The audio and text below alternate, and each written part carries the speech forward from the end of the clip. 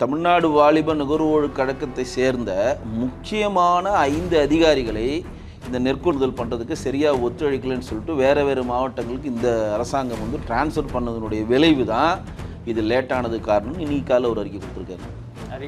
அதிகாரிகளே இல்லை.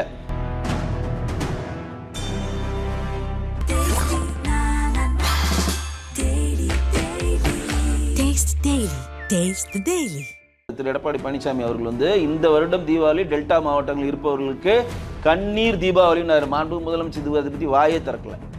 விவசாயிகள் கண்ணீரோட இன்னைக்கு அப்படி வேதனை தெரிவிக்கிறாங்க. இந்த தீபாவளி கண்ணீர் தீபாவளியா விவசாயிகள் காயிட்டு. கரூரில் 10 ரூபா கமிஷன் வாங்கி கரூர் கம்பெனி ஆரம்பிச்சு இன்னைக்கு 4.5 வருடத்துக்குள்ள 24,000 கோடி நேரடியாக திமுக அரசாங்கமும் மறைமுகமாகவும் சம்பாதிக்குதோ அதே மாதிரி விவசாயிகளிடம் 10 ரூபா வாய் கூசாமல் கேட்டு அந்த 40 ரூபா தரமறுத்த விவசாயிகளுடைய டோக்கனை பின்னாடி வாங்கிக்கிறோம், யார் தராங்களோ அவங்கள முன்னாடி கொண்டு வரும். போன வாட்டியே லேட் பண்ணி 17% ஈரப்பதத்துக்கு அப்ரூவ் வாங்கி தான் பர்ச்சேஸ் பண்ணிங்க. இந்த வாட்டி 22% ஈரப்பதம் வந்துருச்சு. நான் கேட்குறது 22% ஈரப்பதம் வர வரையும் தமிழக அரசு என்ன பண்ணிட்டு இருந்தது? 33 ரூபா அது காஸ்ட் 1 கிலோக்கு. அது 30 ரூபா மத்திய அரசு தருது, 3 ரூபா தான் மாநில அரசு தருது டிரான்ஸ்ஃபர் பண்ணுறோம். அதனால தான் ஒவ்வொரு ரேஷன் கடையிலையும் மத்திய அரசு மோடிஜி அவர்களோட செல்ஃபி பாயிண்ட் வைக்கணும்னு கேட்குறோம்.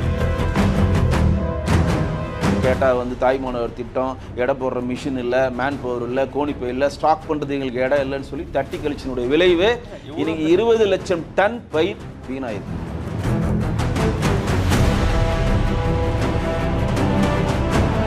திமுக ஆட்சியில் கொடுத்துறப்ப தேர்தல் மேனிஃபெஸ்டோவில் இந்த தமிழ்நாட்டில் இருக்கக்கூடிய 38 மாவட்டங்களையும் பெரும்பான்மையான எல்லா மாவட்டங்களையும் நாங்கள் மினி குடோன் கட்டுவோம், கிடங்கு கட்டுவோம் அப்படின்னு சொல்லி இப்படி தேர்தல் மேனிஃபெஸ்டோவில் கொடுத்தாங்க. இன்றைக்கி கிடங்கு எங்கேயுமே கட்டல. 2-3 இடத்துல மதுரையில், தஞ்சாவூரும் சில குறிப்பிட்ட இடங்கள் தான் கட்டிகிட்டு இருக்காங்க. இன்றைக்கி என்ன காலையில் கொடுக்குறாங்கன்னா ப்ராசஸில் இருக்குது, கட்டிகிட்டு இருக்கோம். எப்போ கட்டுவீங்க? 4.5 வருஷமாக கட்டிகிட்டு இருக்கீங்க. நம்மளுடைய நாட்டின் முதுகெலும்பாக இருக்கின்ற விவசாயிகள் 5 பேர் செத்து கிடக்கிறான். போய் இன்னைக்கு வரையும் வேளாண் துறை அமைச்சர் திரு எம்ஆர்கே பன்னீர்செல்வம் எட்டி பார்க்கல. முதலமைச்சர் நிவாரண நிதியில் 5 லட்சம் கொடுக்குறேன்னு சொன்னார், இன்னி வரையும் கொடுக்கலையே. அப்போ விவசாயத்துக்கு சாதகமாக இந்த அரசாங்கம் என்ன செய்யுது? தலைவர் 40 ரூபா கேட்டுட்டு இருக்கீங்க, 40 ரூபா லட்சத்தில் 100 மூட்டைக்கு 100 ரூபா தரேன், ஃபஸ்ட்டு வந்து முடிச்சு விடணும், டோக்கன் எடுத்துட்டு பின்னாடி வாயான்னு சொல்லிட்டு அவனை அளந்து உள்ளே எடுத்துகிட்டு போகிறது. இதுதான் அங்கே பாதிக்கப்படுறதுக்கான காரணம். மத்திய அரசு எந்த இடத்துலையும் நேரடியாக விவசாயிகளிடம் நெல் கொள்முதல் பண்ணுவது இல்லை. ஏன்?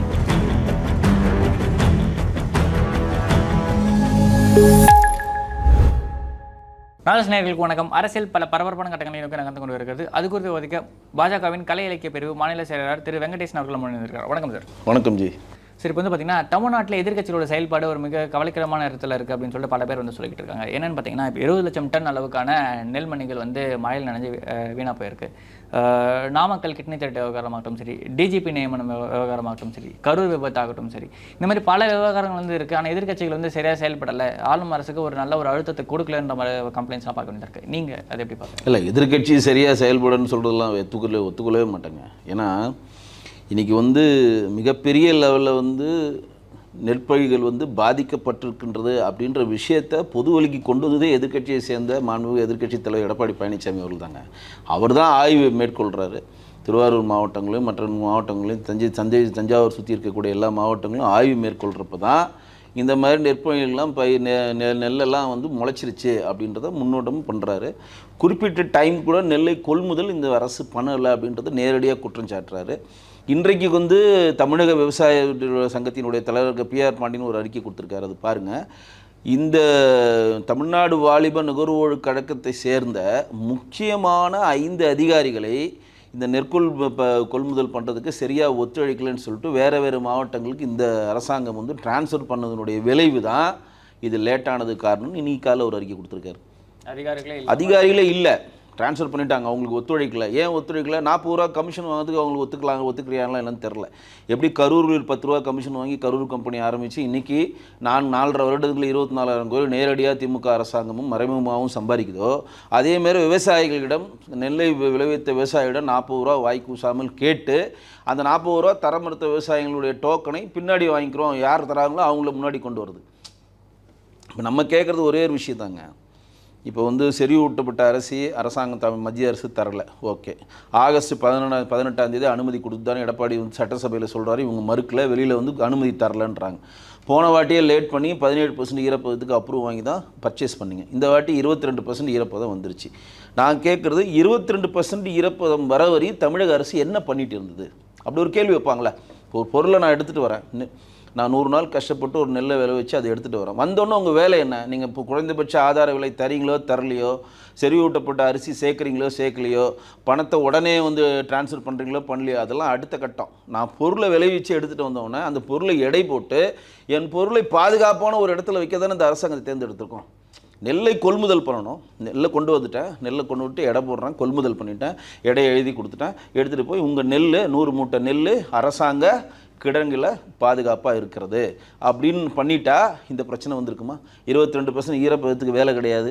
குறைந்தபட்ச ஆதார விலை வந்து இங்கே எப்போ கொடுத்தாலும் விவசாயம் வாங்கி போகிறான். நீ நெல்லை எடுத்துகிட்டு உடனே டிரான்ஸ்ஃபர் பண்ணி கையில் கொடுக்க போகிறான். எப்படி இருந்தாலும் 2 நாள் 3 நாள் ப்ராசஸ் பண்ணி அக்கௌண்ட்டில் கொடுப்பாங்க. ஏற்கனவே கரும்புக்கான நிலவு தொகைகள்லாம் பல மடங்கு. கரும்புக்கு வந்து ஒரு மெட்ரிக் டனுக்கு 4000 ரூபா உயர்த்தி தரானாங்க, இன்றைக்கி வரையும் தரல. அதுக்கு சிறப்பு நிதி பண்ணுறேன்றாங்க, தரல. எதையுமே இந்த அரசாங்கம் பண்ணல. மத்திய அரசு தாங்க கொள்முதல் பண்ணுது. இந்திய உணவுக் கழகம் தான் தமிழக அரசுக்கு குறைந்தபட்ச ஆதார விலையை ஏற்றி கொடுத்து இவங்க மேலே 100 ரூபா 150 ரூபா வச்சு ஒரு நெல்லுக்கு பணத்தை கொடுக்குறாங்க. தவிர நேரடியாக மாநில அரசு இதில் எந்த விஷயம் பண்ணல. மத்திய அரசு வந்து மாநில அரசு சொல்லி மாநில அரசு தமிழோட நுகர்வோர் வாணிபம் பர்ச்சேஸ் பண்ணி மத்திய அரசு கொடுக்குது. மத்திய அரசு இங்கே இருக்கக்கூடிய தமிழ்நாட்டில் இருக்கக்கூடிய கரீப் கல்யாண் யோஜனா திட்டத்தின் மூலம், அந்தியோதயா திட்டத்தின் மூலம் ஒரு ஆளுக்கு 20 கிலோ அரிசி ஃப்ரீயாகவும் 1 கிலோ பருப்பும் தராங்களே. அந்த 20 கிலோ அரிசி 1 கிலோ பருப்பு மத்திய அரசினுடைய பங்களிப்பு எவ்வளோ தெரியுமா? 99% பங்கு. 33 ரூபா அது காஸ்ட் 1 கிலோக்கு. அது 30 ரூபா மத்திய அரசு தருது, 3 ரூபா தான் மாநில அரசு தருது டிரான்ஸ்ஃபருக்கு மட்டும். அதனால தான் ஒவ்வொரு ரேஷன் கடையிலையும் மத்திய அரசு மோடிஜி அவர்களோட செல்ஃபி பாயிண்ட் வைக்கணும்னு கேட்குறோம். ஏன்னா மத்திய அரசோட பங்கு பெரிய பங்குனால செல்ஃபி பாயிண்ட் வைக்கணும்னு கேட்குறோம். இன்றைக்கி வரையும் தமிழக அரசு வந்து செல்ஃபி பாயிண்ட் வைக்க அனுமதி தரலையா? இதை இன்னொன்று சொல்லிடுறேன். இந்த மாதிரி வந்து இந்திய உணவுக் கிடங்குகளிலும் அதிகமாக நெல் மூட்டை வந்துச்சு. ஏன்னா பரவலாக இந்தியா ஃபுல்லாக நெல் விளைச்சல் ஜாஸ்தியாக இருக்குது. உடனே வந்து மத்திய அரசு 4 மாதத்துக்கு முன்னாடி ஒரு அறிக்கை இந்தியாவில் இருக்கக்கூடிய எல்லா மாநிலத்துக்கும் அனுப்புகிறாங்க. என்ன தெரியுங்களா? இந்த கரீப் கல்யாண் யோஜனா திட்டத்தில் அந்த 20 கிலோ அரிசி 1 கிலோ பருப்பு யார் யார் வாங்க வராங்களோ அவங்களுக்கு அட்வான்ஸாக 3 மாத அரிசியை கொடுத்துருங்க. ஸ்டாக் நிறையா இருக்குது, கொடுத்துருங்க.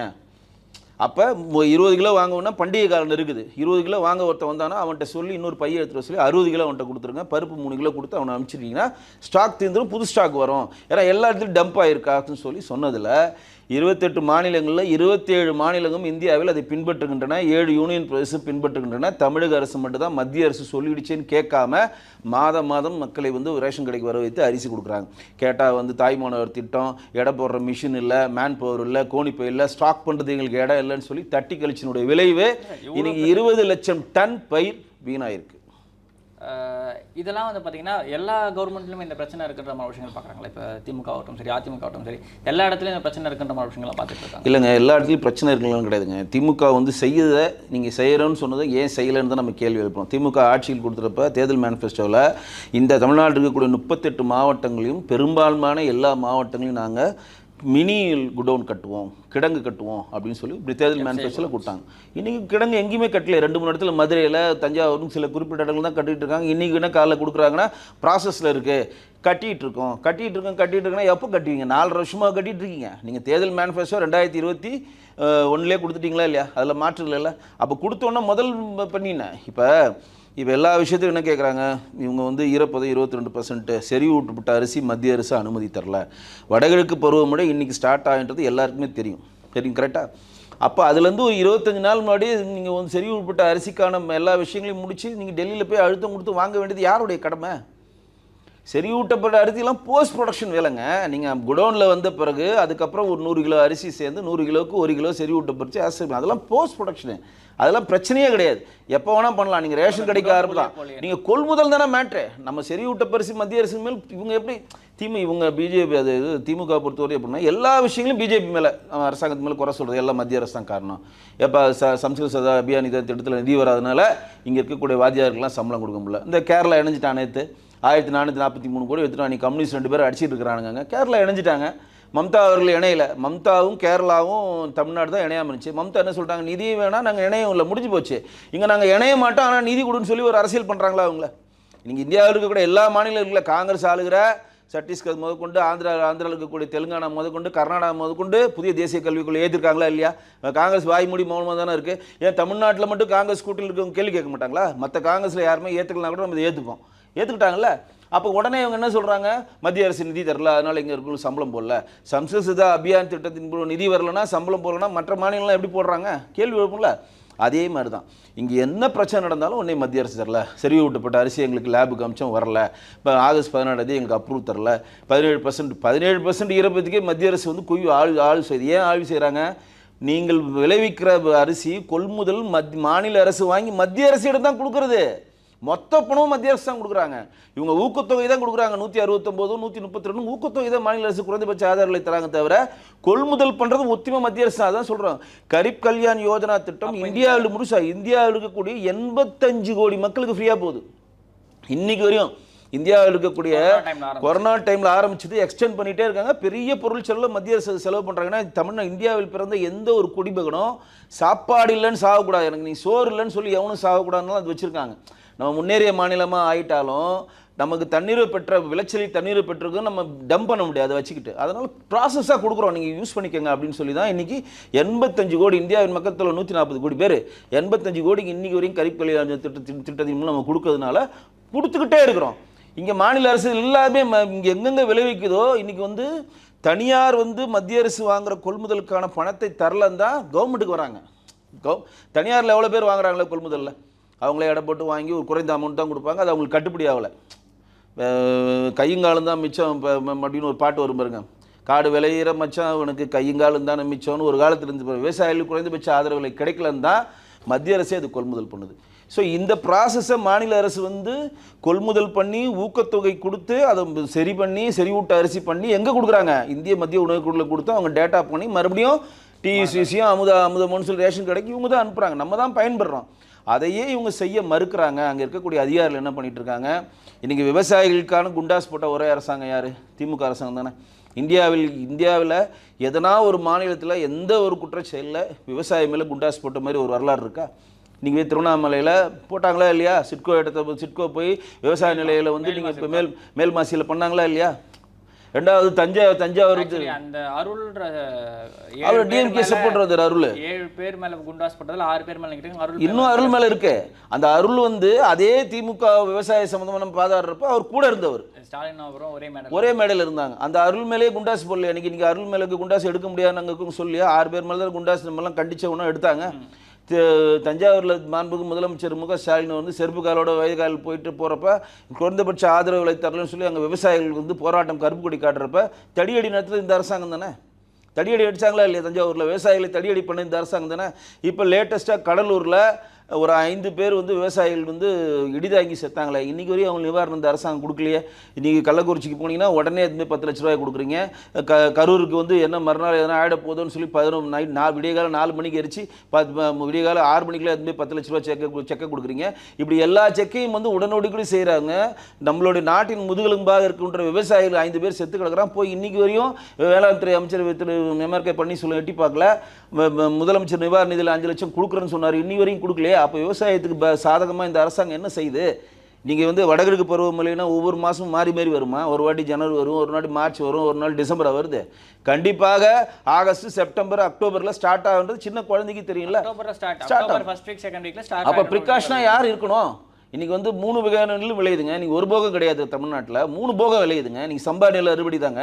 3 போகம் நெல் விளையிறப்ப இந்த நெல் வந்து கடன் வந்துடும். உடனே கொள்முதல் பண்ணி நம்ம கிடங்குகள் இல்லாட்டும் சர்க்கரை ஆலைகள் இருக்குது, தனியார் கிடங்குகள் இருக்குது. இன்னொன்று சொல்கிறேன், விவசாயிகளுடைய நெல்லை கொள்முதல் பண்ணுவதற்கு ஒரு 40 ரூபா கமிஷன் வாங்குறது மட்டுமில்லாமல் கவர்மெண்ட் குறைந்தபட்ச ஆதரவு தரத்துக்கான கொள்முதல் நிலையங்கள் ஸ்டாக் பண்ணுறதுக்கு எங்கள் ஸ்டாக் ஃபுல்லாகிடுச்சு, இந்த உங்கள் ஸ்டாக் எடுத்துகிட்டு போய் நாங்கள் தனியார் குடோனில் அடுக்க போகிறோன்னு சொல்லிட்டு அந்த தனியார் குடோனில் அடுக்கிற அந்த வாடகை காசையும் விவசாயிகளிடம் பெறுகிற அவல் நிலை தான் இந்த அரசு ஏற்படுத்தியிருக்கு. ஆனால் இப்போ இவ்வளோ பிரச்சனை இருக்குது அப்படின்ற விஷயம் நம்ம பேசுகிறப்போ வந்து பார்த்தீங்கன்னா எதிர்க்கட்சிகள் ஏன் இதுக்கு ஒரு மிகப்பெரிய ஒரு அளவிலான ஒரு போராட்டத்தை எடுக்கல? விவசாயிகள் நான் முன்னாடியே சொன்னேன், மிகப்பெரிய லெவலில் போராட்டம் பண்ணது தானாலங்க மாண்பு முதலமைச்சர் துணை முதலமைச்சர் ஸ்டாலின் அவர்கள் உடனே அந்த இடத்துக்கு போகிறாரு, உதயநிதி ஸ்டாலின். எடப்பாடி அவர்கள் ப்ரெஸ் மீட் கொடுத்துருந்தாங்க, இது பூதாகரமாக வெடிக்குது. அதுவரை யாருக்குங்க தெரியும்? விவசாயிகளுக்கு இந்த 40 ரூபா நம்ம கொடுத்தாலும் பரவாயில்ல, நம்ம நெல் உள்ளே போனால் போதும் வாய் மூடி மௌனமாக இருக்கிறாங்க. வேணாங்க, ஈரப்பதம் அதிகமாகிடுச்சு, நெல் முளைச்சிச்சு, வேணான்னு சொல்லிட்டாங்கன்னா அவன் டோட்டல் நஷ்டமாயிடுங்க. இன்றைக்கி எடப்பாடி அவர்கள் அங்கே சுற்றுப்பயணம் செய்து அந்த விவசாயிகளை சந்திச்சு, ஏன்னா புதிய வேளாண்மை மண்டலமாக அறிவித்தது அவர் தான். அவர் தான் ஒரு விவசாயின்னு எல்லா இடத்துலையும் பொது வழியில் சொல்லிவிட்டு அவர் சொல்கிறப்போ அவர் நேரடியாக சந்திக்கிறப்போ ஒவ்வொருத்தரும் குறைகளை சொல்கிறப்போ ப்ரெஸ் மீட் வச்சு டேட்டாவாக சொல்கிறார். ஏன் செறிவூட்டப்பட்ட அரிசி வரல, ஆகஸ்ட் 18 அப்ரூவ் கொடுத்தாச்சு, ஏன் ஈரப்பதம் அதிகமாகிடுச்சு, ஏன் வடகிழக்கு பருவமழை ஸ்டார்ட் பண்ணுறதுக்கு முன்னாடியே பண்ணல, ஏன் குடோன்கள் கட்டி முடிக்கல, ஏன் உடனடியாக கொள்முதல் பண்ணலன்றதை அவர் ப்ரெஸ் மீட் வச்சு அது பெரிய பூதாகரமாக ஆகி தமிழ்நாடு ஃபுல்லாக பேசும் பொருளாக ஆன பிறகு தான் உதயநிதி அங்கே போயிட்டு அந்த மாதிரிலாம் எதுவும் இல்லை, நாங்கள் ஒன்றே எம்ஆர்கே பன்னீர்செல்வம் வேலை செய்கிறார், அது வரையும் அவர் எங்கே போனாருன்னு தெரில. அவர் போய் ஒரு ப்ரெஸ் மீட் கொடுத்துருந்தாரு. என்னன்னு பார்த்தீங்கன்னா, மழை எப்பயும் லேட்டாக தான் வரும், இந்த வாட்டி சீக்கிரமாகவே வந்துருச்சு அப்படின்னு சொல்கிறார். ஒரு அமைச்சர் ஒரு பொறுப்பாளர் இருந்து இந்த மாதிரி ஒரு பதில் சொல்லலாமா அப்படின்னு ஒரு கேள்வி இருக்குது. அதுதான் நான் சொல்கிறேங்க. இது கூட இந்த பதில் கூட ஏன் சொல்கிறாங்கன்னா, எடப்பாடி அவர்கள் அது பெரிய விஷயமா பூதாகரமாக ஆக்குனால சொல்கிறாங்க, இல்லாட்டி இது கடந்து போயிடுவாங்க. உங்களுக்கு தெரியுமா, எனக்கு தெரியுமா? இப்போ டாஸ்மார்க்கில் ஒரு பாட்டிலுக்கு 10 ரூபா அதிகமாக வாங்குறாங்க, ரைட்டா? வாங்கிட்டு தானே இருக்கிறாங்க, எல்லா பீரியட்லையும் இருக்குன்ற மாதிரி கம்ப்ளைண்ட். அது விட்டுருங்க, தனி கதை. அது வாங்கிட்டு தானே இருக்காங்களா இல்லையா? அது பூதாகரமாச்சா? ஆகலைல்ல. அது எப்போ பூதாகரமாக ஆகும்? நம்ம அந்த 24,000 கோடி இவங்க நேரடியாக மறைமுகமாக ஆகிறாங்கன்னு பூதாகரமாக அதில் ஏன் அப்படின்னா, அதே மாதிரி தான் இந்த 40 ரூபா காசும். மாண்புக்கு பிஜேபி சேர்ந்த மூத்த தலைவர் எச் ராஜா கூட ஒரு பேட்டியில் சொல்லியிருக்காரு, யாருன்னா உங்களுக்கு 40 ரூபா மூட்டையை கேட்டால் திருமாவளவன் பாணியில் கன்னத்தில் அடிங்க அப்படின்னு சொன்னாருங்க ஒரு பேட்டியில். அப்போ 40 ரூபா வாங்கலைன்னா நம்மளுடைய பொருள் உள்ளே போகாதுன்னு விவசாயி கதி கலங்குமா இல்லையாங்க? கலங்கும்ல. நீங்கள் வெயிலையும் மழையிலையும் கஷ்டப்பட்டு ஒரு பொருளை விளைவிக்கிறீங்க, 100 நாள் விளைவிச்சு ஒரு நெல் மூட்டையை எடுத்துகிட்டு எப்படியாவது விற்று தீபாவளியை கொண்டாடணும். அதனால் கண்ணீர் தீபாவளின்னு சொல்லி தலைப்பிட்டார் திரு எடப்பாடி பழனிசாமி அவர்கள். இந்த வருடம் தீபாவளி டெல்டா மாவட்டங்களில் இருப்பவர்களுக்கு கண்ணீர் தீபாவளின்னு மாண்பு முதலமைச்சர் அதை பற்றி வாயே திறக்கலை. அப்போ 40 ரூபா தரலாம், சரக்கு உள்ளே போகாது, முடிஞ்சு போச்சு. அப்போ உள்ளே போய் டைம் ஆகும். இந்த வரிசையாக நிற்குது, வரிசையாக வண்டிகள் நிற்குது, டிராக்டரோ மாட்டு வண்டியோ மற்ற ஒன்றில் நெல் மூட்டையில் அடிக்கிட்டு இருக்காங்க. நீங்கள் இன்றைக்கி பர்ச்சேஸ் பண்ணுறதை நீங்கள் கொள்முதல் பண்ணணும், இன்றைக்கி நீங்கள் வாங்கணும், கொள்முதல் பண்ணல. மறுநாள் நிற்குது, தார்பாய் மூடுறீங்க, மறுநாள் நிற்குது, திடீர்னு மழை பெய்யுது, மறுநாள் நிற்குது, மழை பெய்யுது. சரி, மழையில் நினைச்சிட்டேன்னா உங்களுக்கு அங்கேயே வச்சு ஒரு ரோட்டில் வச்சு அதை உலர்த்துறாங்க, திருப்பி மழை பெய்யுது. ஆனால் நீங்கள் ஃபஸ்ட் நாள் டே 1லேயே உங்களுக்கு சரக்கு வாங்கி உள்ளே போய் அது சேஃபான ஜோனில் உள்ள ஃபீட் ஆயிருந்துச்சுன்னா எந்த பிரச்சனையும் இல்லைல்ல. அப்போ அதில் யார் 40 ரூபா தர தலைவரோ, 40 ரூபா தர, நான் மூட்டைக்கு 100 ரூபா தரோம், நீ சொல்லி ஓன் டோக்கனை வாங்கிட்டு இவனை முன்னாடி அனுப்புறது, இந்த வேலை பண்ணுறது. புரியுதுங்களா? தலைவரை 40 ரூபா கேட்டுருக்கீங்க, 40 ரூபா லட்சத்தில் 100 மூட்டைக்கு 100 ரூபா தரேன், ஃபஸ்ட்டு வந்து முடிச்சு விடணும், டோக்கனை எடுத்துகிட்டு பின்னாடி வாயான்னு சொல்லிட்டு அவனை அளந்து உள்ளே எடுத்துகிட்டு போகிறது. இதுதான் அங்கே பாதிக்கப்படுறதுக்கான காரணம். நீங்கள் எந்த ஒரு பொருளுமே அழுகிற பொருள் வாங்கினீங்கன்னா எவ்வளோ சீக்கிரம் அந்த பொருளை நீங்கள் மேம்படுத்தி எவ்வளோ பொருளை சந்தைக்கு கொண்டு வரீங்களோ அவ்வளோ சீக்கிரம் அது ப்ராசஸ் ஆகும். நீங்கள் அழுகிற பொருளை வைத்துக்கொண்டு நீங்கள் இன்றைக்கி வா, நாளைக்கு வா, நாளான்னைக்கு வா, மழை பெய்யுது, ஆள் இல்லை, தீபாவளி வந்துருச்சு, விவசாயத்தின் தமிழ்நாடு நுகர்வோர் வாலிப கழகத்தை சேர்ந்த முக்கிய அதிகாரிகள்லாம் இப்போ இல்லை, பர்மிஷன் கிடைக்கல, அப்ரூவல் கிடைக்கல, ஈரப்பதம் அதிகமாகிடுச்சு, செறிவூட்டப்பட்ட அரிசி இல்லை, கரண்ட் இல்லை, குடோன் இல்லைன்னு சொன்னீங்கன்னா அந்த அரிசி எங்கே இருக்குது? அங்கே தான் நிற்கிது அந்த அரிசி எங்கே போகும்? அந்த நெல் எங்கே போகும்?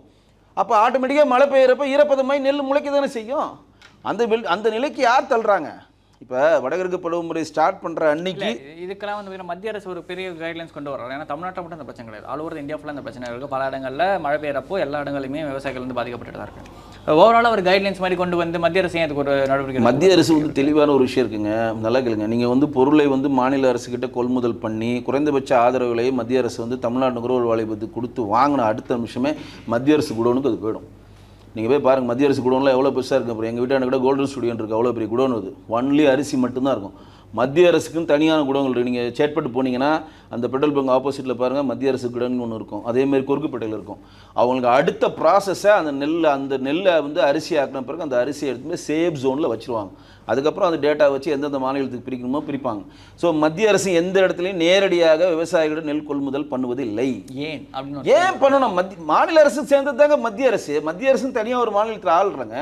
நீங்கள் நம்ம ஆள்ற மாநிலங்களுமே நேரடியாக பண்ண முடியாதுங்க. மாநில அரசுக்கு நம்ம ஒரு இன்சென்டிவ் கொடுக்குறோம், மாநில அரசுக்கும் அதுக்கு மேலே கொடுக்குறாங்க. இப்போ மத்திய அரசுக்கு மாநில அரசு நடுவில் ஒரு கான்ஃப்ளிக்ட் இருக்கு. அப்போ நடுவில் இந்த புரோக்கர்ஸ் ஆகட்டும் சரி, இந்த அதிகாரம் சரி, 40% இல்லை கான்ஃப்ளிக்ட்லாம் ஒன்றுமே கிடையாது. மத்திய அரசு குறைந்தபட்ச ஆதரவில் இதுதான் சொல்லிட்டு அமௌண்ட் போட்டே தான் கொடுக்குறாங்க. 3346 ஏதோ ஒரு அமௌண்ட்டை போட்டு தான் கொடுக்குறாங்க.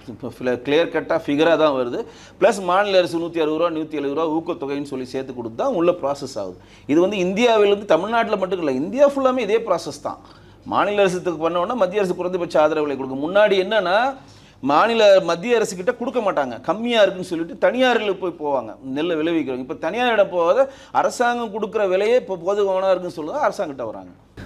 அமைச்சர் சக்கரபாணி அவர்கள் வந்து பார்த்தீங்கன்னா எடப்பாடி அவர்கள் தவறான தரவுகளை சொல்கிறாருன்ற மாதிரி விஷயங்கள்லாம் வந்து சொல்லியிருந்தார்.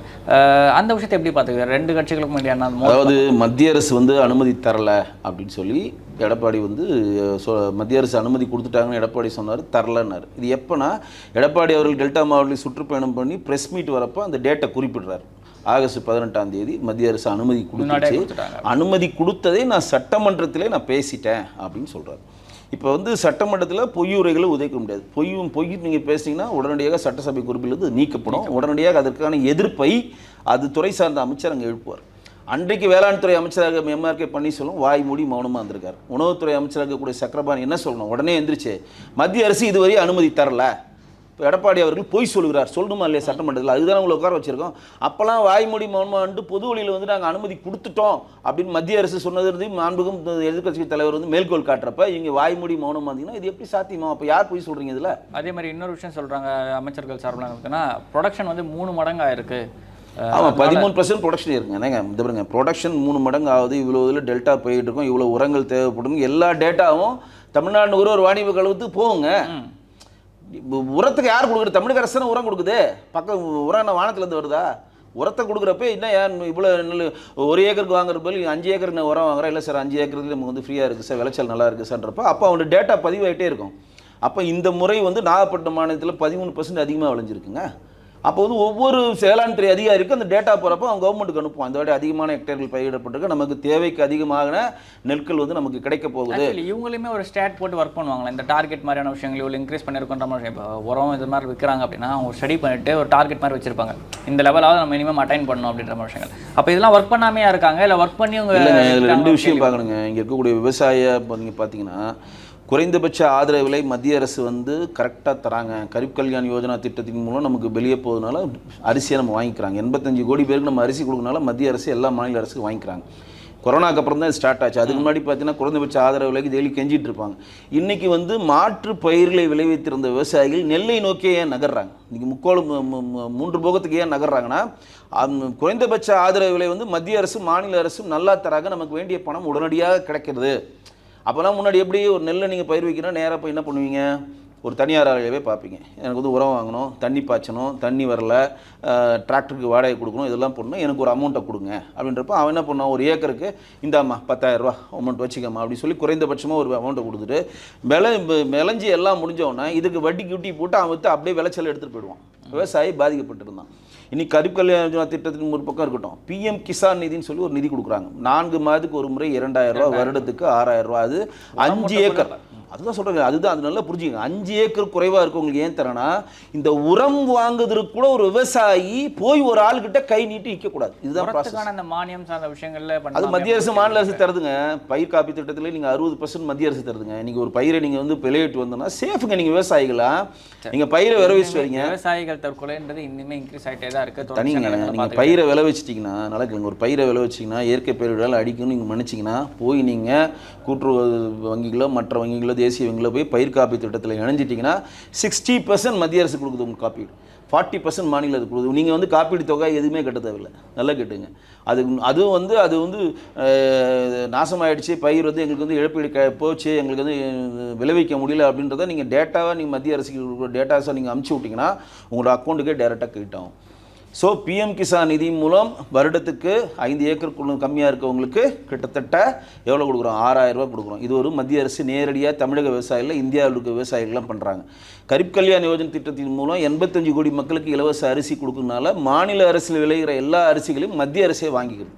அதனால தான் இன்றைக்கி விவசாயிகள் அதிகமாக நெல் கொள்முதல், இப்போ நீங்கள் கேட்டிங்களே அதிகமாக விளைச்சலாக இருக்குன்னா அவனுக்கு வந்து சேஃப் ஜோனில் இருக்கிறான். அவன் இப்போ பயிர் காப்பீட்டு திட்டத்தின் மூலம் அவன் சேஃபாக வரான். ரெண்டாவது சொன்னால் நம்ம விளைவிச்சிட்டோன்னா கண்டிப்பாக மத்திய அரசு அதை வாங்கிக்கிறது, அந்த கேரண்டி கொடுத்துறாங்க. குறைந்தபட்ச ஆதரவு விலை மத்திய அரசு ஃபிக்ஸ் பண்ணிடுச்சு, மூட்டைக்கு 3500 100 குவிண்டலாக இவ்வளோ இருக்குது, ஒரு குவிண்டலுக்கு இவ்வளோன்றது ஃபிக்ஸ் பண்ணிக்கிறாங்க.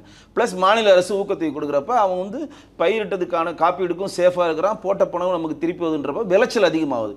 அப்போ விளைச்சல் அதிகமாகுதுன்றதை மாநில அரசு புரிந்து கொண்டு அதற்கான கொள்முதல் நிலையங்களை அதிகப்படுத்தணும். அதற்கு ஏன்னா நீங்கள் எவ்வளோ விளைச்சல் அதிகமாக பண்ணி நீங்கள் எவ்வளோ பயிரிட்டு கொண்டு வந்தாலும் அவ்வளோ கொள்முதல் பண்ணாலும் அனைத்தையும் மத்திய அரசு வாங்கிக்குது. இப்போ நான் ஒன்று சொன்னேன் முன்னாடி, உங்களுக்கு சொன்ன பாருங்க, மத்திய அரசு ஓவர்ஃப்ளோ ஆனோன்னா மத்திய அரசு ஸ்டாக் எப்படிமா கிளியர் பண்ணுறாங்க, டக்குன்னு 3 மாதத்துக்கு அட்வான்ஸ் கொடுத்து எடுத்துகிட்டு போன்றான். அந்தியோதயா திட்டத்தின் மூலம் ஒருத்தர் வரானா, ஒரு மாதம் அரிசி கேட்குறான் ஃப்ரீயாக, 3 மாதம் அரிசியை கொடு, 20 கிலோ அரிசி 60 கிலோவை கொடுத்து அனுப்பு, அப்போ ஸ்டாக் கிளியர் ஆகுதா, புது ஸ்டாக் உள்ளே வருதா? ஸோ மத்திய அரசு உடனுக்குடன் ஸ்ட்ராட்டஜியை மாற்றுறாங்க. ஆனால் மாநில அரசு தான் பிடித்த ஒரு கொள்கையை தொங்கிக் கொண்டு இங்கே விவசாயியை சீரழிக்கிறது. ஓகே சார், இவ்வளோ உங்கள் பொண்ணானத்துக்கு நன்றி. நன்றி.